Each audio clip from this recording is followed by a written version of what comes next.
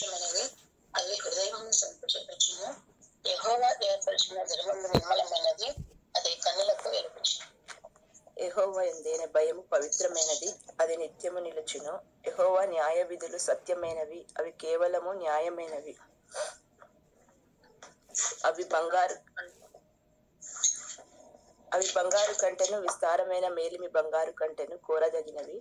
తేనె కంటెను, జుంటి తేనె దారుల కంటెను మధురమైనవి. వాటి వలన నీ సేవకుడు హెచ్చరిక నొందును, వాటిని గైకొనుట వలన గొప్ప లాభము కలుగును. ఇక్కడ యెహోవా ధర్మశాస్త్రం గురించి దేవుని వాక్యంలో మనం చూస్తున్నాము. కీర్తనకారుడు దేవుని వాక్యమును ఎంతో ఘనపరిచి ఈ వాక్యమును రాస్తూ వచ్చినాడు. దేవుని వాక్యము మన ప్రాణంను తెప్పరిల్ల చేసేది. మనకు ఆయన ఉపదేశములు మన కన్నులకు వెలిగిస్తాయి. ఆయన యందలి భయము, మనకు నిత్యము నిలిచే భయము మనం కలిగి ఉండాలని దేవుడు ఆశిస్తున్నాడు. అవి బంగారు కంటెను, విస్తారమైన మేలివి బంగారు కంటెను కోరదగినవి. తేనె కంటెను, జుంటి తేనె దారుల కంటెను మధురమైనవి. ఇటు వాక్యం చేత మనము హెచ్చరిక నొందేవారంగా ఉంటున్నాము. ఎప్పుడైతే వాటిని మనం గైకొంటామో వాటి వలన గొప్ప లాభము కలుగుతుంది. అట్లా దేవుని వాక్యం మనం ధ్యానించడం ద్వారా, దేవుని వాక్యాన్ని మనము కలిగి ఉండటం ద్వారా మనకు గొప్ప లాభము కలుగుతుంది. మొదటి తిమోతి పత్రికలో రాయబడుతూ వచ్చింది. 4వ అధ్యాయము, మొదటి తిమోతి పత్రిక 4వ అధ్యాయంలో దైవభక్తిని గురించి అపోస్తలుడైన పౌలు గారు తిమోతికి రాస్తూ వచ్చినాడు. ఆ మాటలో సంతుష్టి సహితమైన దైవభక్తి గొప్ప లాభ సాధనమై ఉన్నది అని దేవుని వాక్యంలో రాయబడుతూ వచ్చింది. అయితే మనము అతి దైవభక్తి కలిగి ఉండాలంటే దేవుని వాక్యం ద్వారానే మనకు సాధ్యపడుతుంది. కాబట్టి మనం ప్రకటన గ్రంథం మొదటి అధ్యాయము, ప్రకటన గ్రంథం 1వ అధ్యాయము 3వ వచనం. సమయము సమీపించినది గనుక ఈ ప్రవచన వాక్యములను చదువువాడును, వాటిని విని ఇందులో వ్రాయబడిన సంగతులను గైకొని వారును ధన్యులు. మనము దేవుని వాక్యం చదివి విని వాటిని గైకొనినప్పుడు మనం ధన్యులుగా ఎంచబడుతున్నాం. అయితే ఇటు ధన్యకరమైన దేవుని వాక్యము మన చేతిలోనికి రావడానికి ఏ విధంగా పరిశుద్ధులు ప్రయాసపడుతూ వచ్చినారో కొన్ని మాటలు మనం చూస్తున్నాం. ఇర్మియా గ్రంథము 36వ అధ్యాయం. ఇర్మియా గ్రంథము 36వ అధ్యాయం. 36వ అధ్యాయం అంతటిలో సారాంశమును మీరు తర్వాత చదువుకోండి. నేను కొద్ది మాటలు ఇందులో నుండి మీ గమనాన్ని తీసుకొని వస్తాను. యూదా రాజైన యోషియా కుమారుడకు యెహోయాకీము 4వ సంవత్సరమున యెహోవా వాక్కు ఇర్మియాకు ప్రత్యక్షమై ఇలాగ సెలవిచ్చెను. మనకు తెలుసు కదా యూదా రాజైన యోషియా గురించి. ఆయన 8 సంవత్సరాలు ఉన్నప్పుడుగా ఆయన రాజరికానికి దేవుడు ఎన్నుకున్నాడు. ఆయన రాజ్యంలోనికి వచ్చినప్పుడు దేవుని మందిరం గురించి ఆయన ఎక్కువ ఆసక్తి చూపిస్తూ వచ్చినాడు. దేవుని మందిరమును పరిశుద్ధపరుస్తూ ఆ పనిని మొదలు పెట్టినప్పుడు పరిశుద్ధమైన ఒక పుస్తకపు చుట్ట దేవుని మందిరంలో హిల్కియా గారికి దొరుకుతూ వచ్చింది. వాటిని చదివి వాళ్ళు భద్రపరుస్తూ వచ్చినారు. అయితే ఇక్కడ ఇర్మియా గ్రంథంలో చూస్తే ఆయన యోషియా కుమారుడకు యెహోయాకీము కాలంలో 4వ సంవత్సరంలో ఇర్మియా గారికి యెహోవా వాక్కు ప్రత్యక్షమవుతూ వచ్చింది. ఇక్కడ 2వ వచనంలో చూస్తే, నీవు పుస్తకపు చుట్ట తీసుకొని నేను నీతో మాట్లాడిన దినం మొదలుకొని, అనగా యోషియా కాలం మొదలుకొని నేటి వరకు ఇశ్రాయేలు వారిని గూర్చి, యూదా వారిని గూర్చి, సమస్త జనములను గూర్చి నేను నీతో పలికిన మాటలన్నిటినీ దానిలో వ్రాయుము. దేవుడు ఇర్మియా గారితో చెప్తూ వచ్చినాడు, నేను నీతో పలికే మాటలన్నిటినీ వాటిలో ఒక పుస్తకపు చుట్టలో రాయమని చెప్పినాడు. అది ఎందుకు రాయమన్నాడంటే, నేను యూదా వారికి 3వ వచనం, నేను యూదా వారికి చేయనుద్దేశించిన కీడంతటిని గూర్చి వారు విని వారి దోషమును వారి పాపమును క్షమించినట్లు తమ దుర్మార్గతను విడిచి పశ్చాత్తాపపడుదురేమో.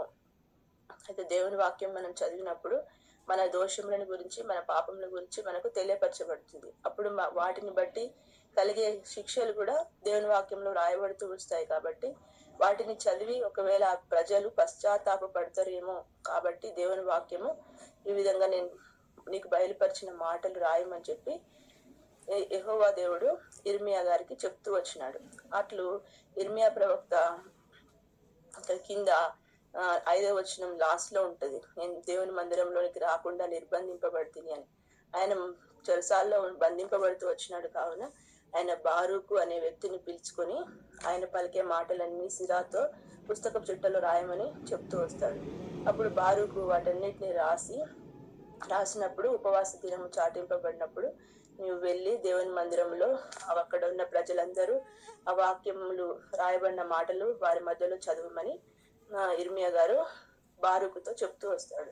అప్పుడు బారూకు వెళ్ళి ఆ పని చేసినప్పుడు అక్కడ ఉన్న ఆ రాజు వాళ్ళు ప్రజలు కొంతమంది విని వాటిని బట్టి నేను రాజుతో మాట్లాడతాను, మీకయ్య అనే వ్యక్తి అక్కడ ఉన్న యెహోయాకీం రాజుతో నేను మాట్లాడతాను అని చెప్పి చెప్తాడు. అయితే అందులో ఏముంటదంటే, దేవుని ప్రజలు పాపం చేస్తే ఇలాంటి పరిస్థితులు వస్తాయి, మీరు మీ క్రియల్ని బట్టి పశ్చాత్తాపపడాలి అని దేవుని వాక్యంలో రాయబడుతుంది.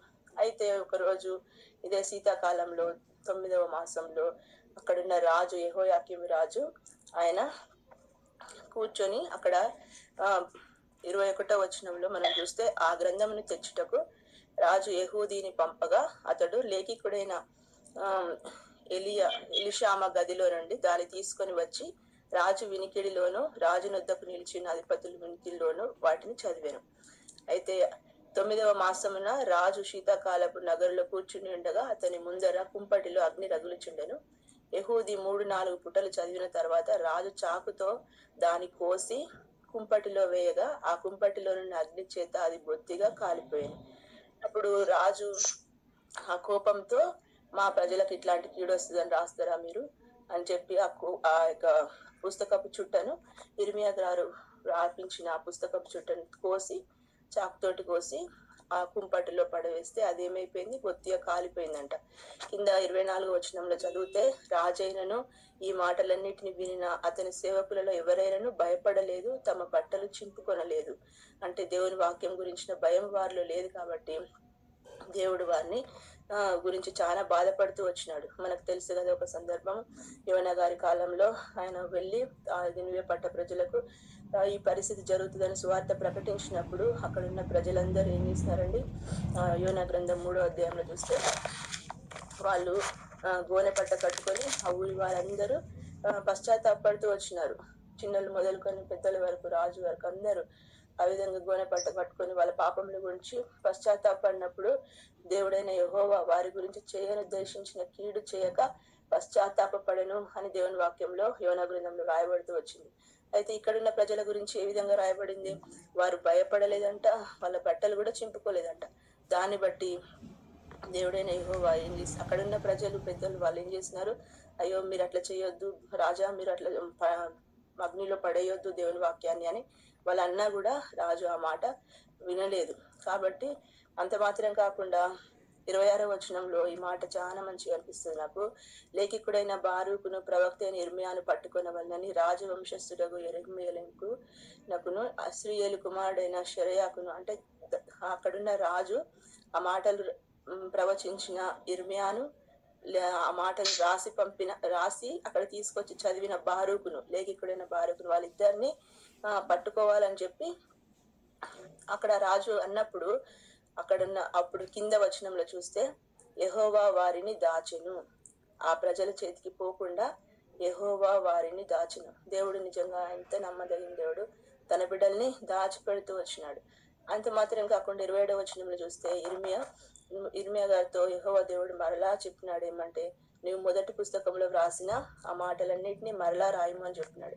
ఆ విధంగా మరలా రాసినప్పుడు నువ్వు అట్లా ఏది పాపం చేసినప్పుడు ఇట్లాంటి నీ ప్రజల మీద ఇట్లాంటి పరిస్థితి వస్తుందని రాపిస్తే నువ్వేం చేసినావు, ఆ పుస్తకమును నువ్వు కాల్చివేసినావు కదా. అయితే కింద 30వ వచనంలో చూస్తే, దావీదు యొక్క సింహాసనం మీద ఆసీనుడగుటకు అతనికి ఎవరినూ లేకపోవును, అతని శివము పగలు ఎండపాలు రాత్రి మంచి పాలగును అని ఇంకా దేవుడు వారి మీద అట్లాంటి మాటలు రాస్తూ వచ్చినాడు. ఆ విధంగా ఆఖరి వచనం 32వ వచనం చూస్తే, ఇర్మియా ఇంకొక గ్రంథమును తీసుకుని లేఖికుడు నేరియా కుమారుడైన బారుకు చేతికి అప్పగింపగా అతడు ఇర్మియా నోటి మాటలను బట్టి యూదారాజైన యెహోయాకీము అగ్నిలో కాల్చిన గ్రంథముల వండపు మాటలన్నింటినీ వ్రాసాను, మరియు ఆ మాటలుగా కట్టి అనేకములు వాటితో కూర్చొను. ఈ విధంగా దేవుని వాక్యం మనం చదివినప్పుడు, దేవుని వాక్యానికి లోబడితే మనకు క్షేమం ఉంటది.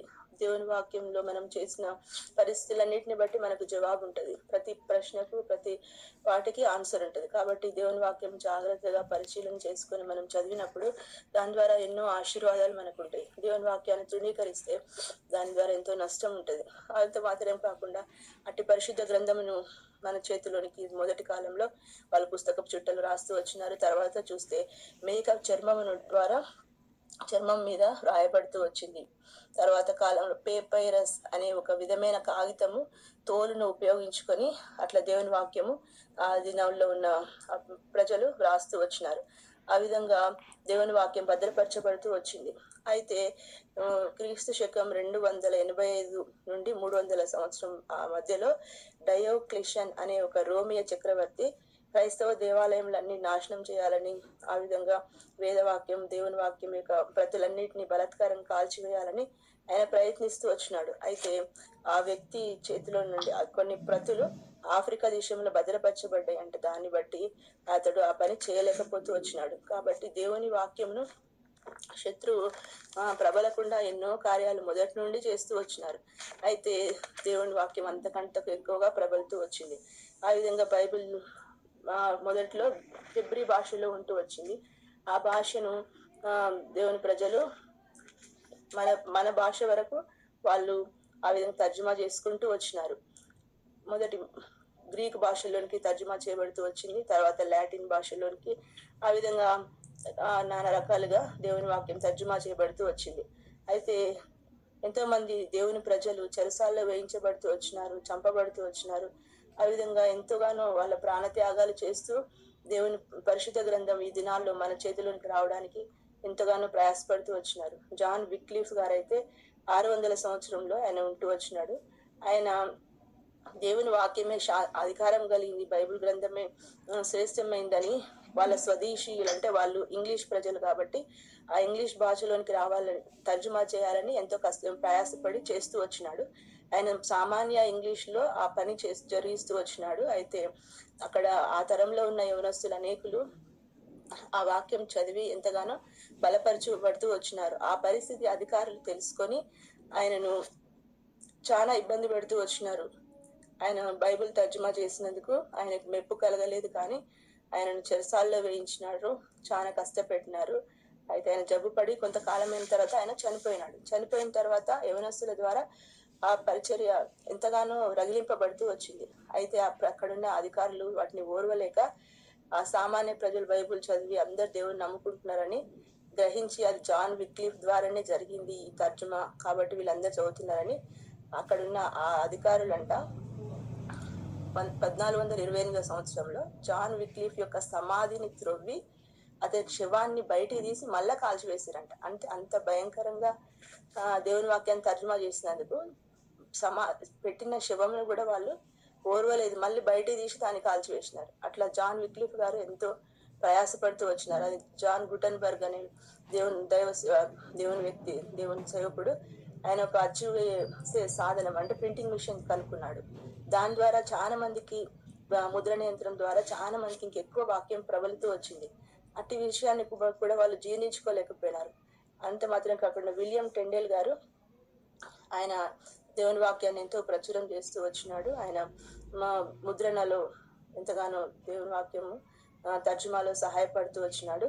అయితే ఆ ప్రజలు బాధ పెట్టినప్పుడు ఇంకా ఆయన ప్రయాసపడుతూ వచ్చినాడు. 3,000 బైబిళ్ళు ముద్రించి రహస్యంగా ఇంగ్లాండ్ దేశానికి ఎగుమతి చేసినాడు. అప్పుడు అక్కడున్న ప్రజలు తెలుసుకొని దేవుని వాక్యం మంచిగా చదువుతున్నారు, అందరినీ తెలుసుకుంటున్నారని, ఎక్కువ ముద్రణ జరుగుతుందని తెలుసుకొని విలియం టెండేల్ గారిని అయితే ఆయనను కట్టెకు కట్టి కింద నిప్పంటించి ఆయనను రాజు, అక్కడున్న ఆ ఇంగ్లాండ్ దేశపు రాజు ఆయనను ఆ విధంగా కాల్చివేస్తూ వచ్చినాడు విలియం టెండేల్ గారిని. అయితే ఆయన చనిపోతూ ప్రభువా ఇంగ్లాండ్ రాజు యొక్క కళ్ళను తెరవండి అని ప్రార్థన చేస్తూ వచ్చినాడు. ఎందుకంటే ఇంగ్లాండ్ రాజు ఏం చేసిండు, ఆయన ఆ ముద్రణ అంటే బైబిల్ ముద్రిస్తుంటే అందరు పంచిపెడితే అందరు తెలుస్తుందని ఆయనను కట్టేసి కొయ్య కట్టేసి ఆయన కాల్ చేసినారు. అంత భయంకరంగా దేవుని ప్రజలు విలియం టెండర్ గారు వర్ణిస్తూ వచ్చినాడు. అంత మాత్రం కాకుండా ఇంకా ఇద్దరు వ్యక్తులు, బర్తలోమి జిగన్ బాగ్ అనే ఆ వ్యక్తి, ఆయన కూడా చాలా దేవుని వాక్యం తర్జుమా విషయంలో అనేకులకు వాళ్ళ వంతు వాళ్ళు ప్రయాసపడుతూ వచ్చినారు. ఆయనను కూడా వాళ్ళు ఎంతో బాధ పెడుతూ వచ్చినారు. ఇంకా విలియం కేరీ, ఆయన ఆ దేవుని దైవజనుడు, ఆయన అనేకమైన దాదాపు భారతదేశంలో ఉన్న 35 లాంగ్వేజెస్ కి ఆయన తర్జుమా చేస్తూ వచ్చినాడంట. దాన్ని బట్టి అక్కడున్న ప్రజలు ఓరలేకపోయినారు, ఆయనను కూడా ఎంతో బాధపడుతూ వచ్చినారు. అయితే దేవుని బిడ్డలు ఎంతగానో ప్రయాసపడి పరిశుద్ధ గ్రంథం మన చేతిలోనికి వచ్చింది. ఈ గ్రంథమును బట్టి మనము ఎంతగానో మనము ఆనందించవలసిన వారిగా ఉంటున్నాము. అన్న వాళ్ళు వాక్యం చెప్తుంటారు కదా, దేవుని గ్రంథం మనకెంతో అమూల్యమైంది, పరిశుద్ధ గ్రంథం దేవుడు రాసిన ప్రేమలేఖ అని చెప్తూ వచ్చినాడు. కాబట్టి కీర్తనకారుడు కూడా అంటూ వచ్చినాడు, వేల కొలది వెండి బంగారముల కంటే నువ్వు ఇచ్చిన ధర్మశాస్త్రము నాకు మేలైనది. ఈ మాట ఒకటి మనము ఆఖరిగా చదువుకుందాము. కీర్తనల గ్రంథము 149వ అధ్యాయం. కీర్తనల గ్రంథము 149వ అధ్యాయము 9వ వచనం అందరం కలిసి చదువుకుందాం. విధింపబడిన తీర్పు వారి మీద నడుపుటకును వారి చేతిలో రెండంచులు గల ఖడ్గమున్నది. ఆయన భక్తులకందరికి ఘనత ఇదే, యెహోవాను స్తుతించుడి. దేవుని వాక్యము మనము చేతిలో పట్టుకోవడం మనకు ఘనత. ఆయన భక్తులకందరికి ఘనత ఇదే, వారి చేతిలో రెండంచులు గల ఖడ్గమున్నది. ఇది దేవుని వాక్యము, రెండంచులు గల ఖడ్గము. హెబ్రీ 4:12 మనకు తెలుసు కదా, దేవుని వాక్యం ఎట్లాంటిదంట, దేవుని వాక్యము కీళ్లను విభజించినంత మట్టుకు దూర్చు. హెబ్రీలకు రాసిన పత్రిక 4వ అధ్యాయం 12వ వచనం. ఎట్లనగా, ఎందుకనగా దేవుని వాక్యము సజీవమై బలము గలదై రెండంచులు గల ఎటువంటి ఖడ్గము కంటెను వాడిగా ఉండి ప్రాణాత్మలను కీళ్లను మూలుగను విభజించినంత మట్టుకు దూరుచు హృదయం యొక్క తలంపులను ఆలోచనలను శోధించుచున్నది. దేవుని వాక్యము చాలా బలమైంది కాబట్టి దేవుని వాక్యము నిత్య జీవం గల మాటలు అంటూ వచ్చినాడు పేతురు గారు. అటు బలమైన వాక్యములను బట్టి మనం అందరం దర్శింపబడుతూ వచ్చినాము. దేవుని వాక్యం బట్టి మనం సరిచేయబడుతూ వచ్చినాము. దేవుని వాక్యం ద్వారా ఒప్పించబడి దేవుని రాజ్యం కొరకు సిద్ధపరచబడడానికి పరిశుద్ధ గ్రంథం మనకు ఎంతో సహాయపడుతూ వచ్చింది. ఇటు పరిశుద్ధ గ్రంథం మన చేతిలోనికి రాగలుగుటకు ప్రయాసపడిన పరిశుద్ధులందరినీ బట్టి దేవునికి వందనస్తులం. దైవజన 2 తిమోతి 3వ అధ్యాయం 16-17 వచనములు ఆఖరిగా చదువుకుందాం. దైవజనుడు సన్నద్ధుడై ప్రతి సత్కార్యమునకు పూర్ణముగా సిద్ధపడి ఉండినట్లు దైవావేశం వలన కలిగిన ప్రతిలేఖనము ఉపదేశించుటకును, ఖండించుటకును, తప్పుదిద్దుటకును, నీతి యందు శిక్ష చేయుటకును ప్రయోజనకరమై ఉన్నది.